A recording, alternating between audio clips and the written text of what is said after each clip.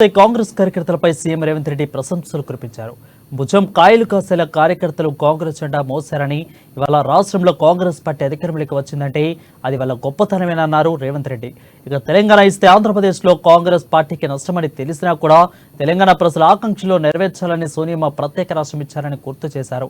కానీ సోనియమ్మ ఇచ్చిన తెలంగాణ 10 ఏళ్ల పాటు కేసీఆర్ కబంధ హస్తాల్లో చిక్కుకుందని, డిసెంబర్ 9న కేసీఆర్ గడిలో బద్దలు కొట్టి రాష్ట్రంలో ప్రజాపాలన తెచ్చుకున్నామని అన్నారు. ప్రజాప్రభుత్వం ఏర్పడిన 100 రోజుల్లోనే 5 గ్యారెంటీలు అమలు చేశామని తెలిపారు. పేదలకు కూడా కార్పొరేటర్ వైద్యం అందించాలని గతంలో కాంగ్రెస్ ప్రభుత్వం ఆరోగ్యశ్రీ పథకం తెచ్చిందని, కానీ కేసీఆర్ సర్కార్ ఆరోగ్యశ్రీ పథకాన్ని 10 ఏళ్ల పాటు నిర్లక్ష్యానికి గురి చేసిందని ఫైర్ అయ్యారు రేవంత్ రెడ్డి.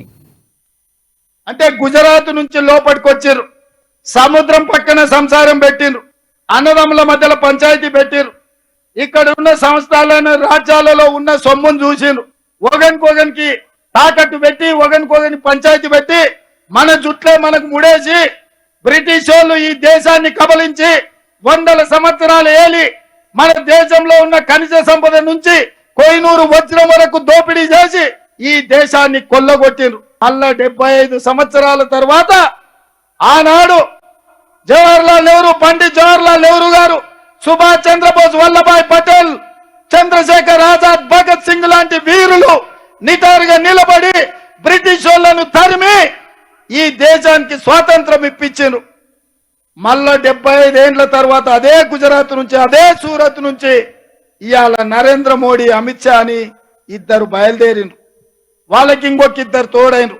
మేమిద్దరం మాకిద్దరు. ఎవరై అంటే నరేంద్ర మోడీ, అమిత్ షాకు అదానీ, అంబానీ తోడైనరు. వీళ్ళు నలుగురు ఆలోచన ఒక్కటే, ఈ దేశంలో రిజర్వేషన్లు ఉంటే దళితులు, గిరిజనులు హక్కులు అడుగుతారు, అధికారంలో భాగం అడుగుతారు. ఇప్పుడు బలహీన వర్గాలను, ఓబీసీలను కూడా కాంగ్రెస్ పార్టీ గద్దెనెక్కించాలని చూస్తుంది. ఇక తమ చేతిలో ఈ దేశం ఉండదు, ఈ దేశ సంపద ఉండదని బ్రిటిష్ వాళ్ళ లాగా తయారైనరు.